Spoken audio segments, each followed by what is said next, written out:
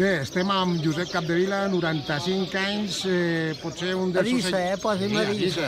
Potser un dels ocellaires amb més trajectòria de tota Catalunya. Tota la vida ocells. Què és per vostè aquesta activitat? Què significa per vostè la pràctica ocellaire? La pràctica d'ocellaire, a la meva joventut, era per menjar-nos-els, perquè se n'agafaven molts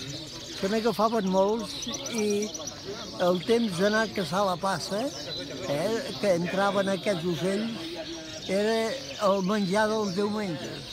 Però a mesura que s'ha anat reduint, els aprofitem per fer cantadors que no són...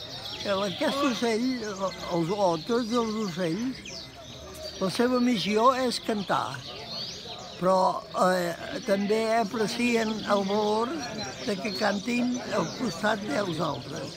I vostè, que porta tants anys amb aquesta activitat, pensa que ara una mica té futur això Això o no? de futur li donarem nosaltres, el futur, perquè primer era per menjar-nos-els i després s'apreciava molt el cant per poder tenir un ocell cantador i no són tots.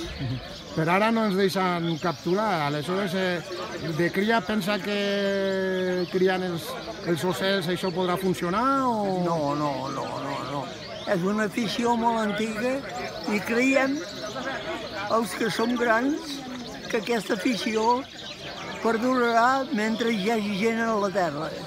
L'ocellaire cuina més bé els seus cantadors que no pas a casa d'ell mateix. O sigui que solament es queda dir visca els ocellaires, no? Sí, visca l'ocellaire.